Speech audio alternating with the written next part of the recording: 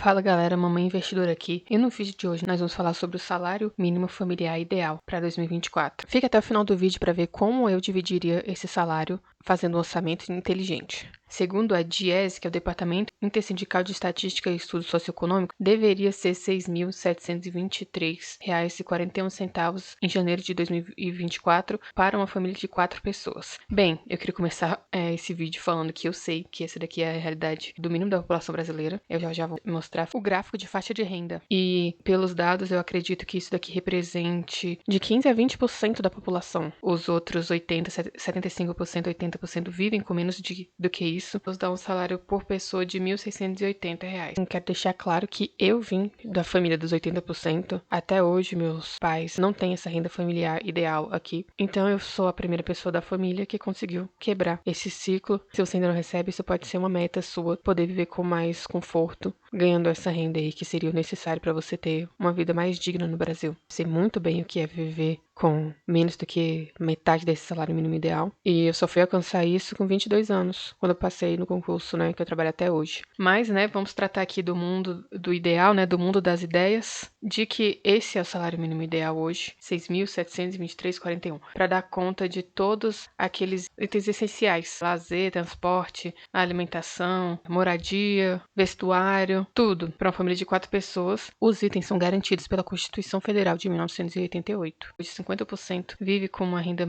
familiar de até 2,9 mil reais, os outros 30% entre 3 mil e 7 mil. Então nós estaríamos quase no final dessa faixa, quase nisso na classe B, que aqui, né, que ganha mais de 7 mil, que praticamente está esse orçamento, 6.700, seria só 15% da população. Aí, né, você também pode adequar, né, de acordo com a renda da sua casa. Eu sei, né, que quanto menor o orçamento, menos margem nós vamos ter para poder guardar dinheiro para o curto a longo prazo. Muito menos para a educação, né? Hoje nós sabemos que até com esse salário mínimo aqui ideal, R$ 672 não dá para você pagar uma escola para 2 crianças. Talvez uma faculdade EAD, dependendo no início do curso, acho que até dá para pagar uma faculdade EAD, mas nós sabemos que ao decorrer do curso, essa faculdade vai aumentando o preço. Então, essa educação seria mais para fazer cursos eventuais ali, pagar uma aula ou outra de reforço para uma criança, mas acredito que até com esse salário mínimo aqui, ideal, uma família com 4 pessoas, né, duas crianças ali, teria que estudar na escola pública. O que nós estamos falando é que 55% deveria ser para o custo de vida. E nisso nós estamos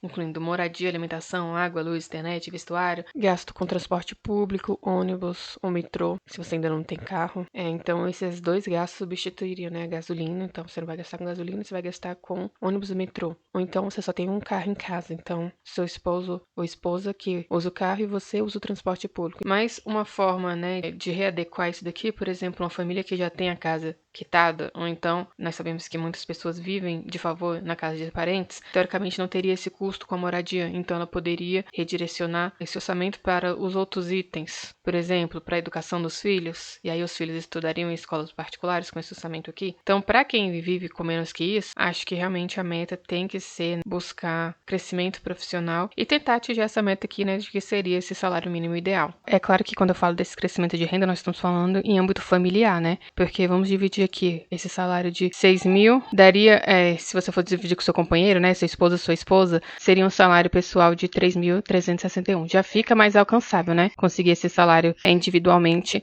do que o salário único de R$ 6.723. E proporcionalmente, né, se um ganha mais ou menos que isso, proporcionalmente seria isso dividido por 2. Aqui nós temos como ler esse gráfico, né? Em amarelo é a renda domiciliar per capita e em vermelho os rendimentos efetivamente recebidos. Então, nós temos aqui, né, que por esse gráfico, nós vemos, né, que a desigualdade no Brasil ainda é muito relevante, que 50% da população está vivendo aí com menos do que um salário mínimo per capita, né, por pessoa da família, apenas R$ 810. Então, essas pessoas realmente não estão vivendo, elas estão sobrevivendo. Nós sabemos que é muito complicado você ter que pagar um aluguel e tudo aquilo que nós vimos, né, vestuário, lazer, alimentação, com R$ 1.500 para uma família. Então, provavelmente, essas pessoas elas vivem de favor na casa de parentes, porque só um aluguel já representaria um valor bem grande desse percentual. E nem podemos falar, né, dessas pessoas que vivem com R$ 200 por mês, 500 por mês. em uma renda per capita, né, por pessoa na família de R$ 400.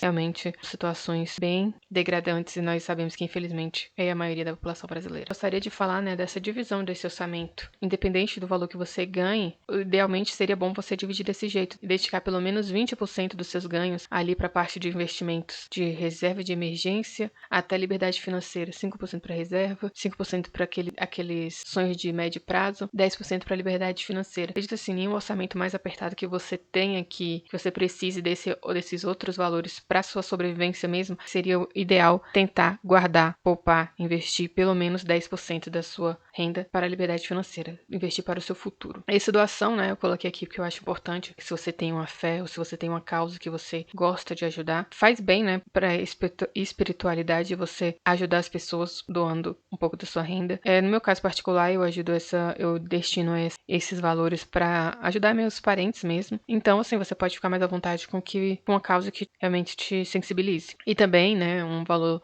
muito importante para você separar é o valor do lazer e construir esses momentos com a família, essas memórias, poupar para fazer uma viagem ou sair para um restaurante, levar as crianças para o cinema, fazer algum tipo de lazer, né? Nós sabemos que, né, se o orçamento estiver apertado também tem muitas opções de graça, né? Ir ali no parquinho da rua, da quadra, ou assistir um filme em casa mesmo para economizar, de acordo com o orçamento. Se tiver mais apertado, tem como fazer brincadeiras em casa mesmo, né? Em um orçamento ideal, teria que ter esse valor também destinado ao lazer.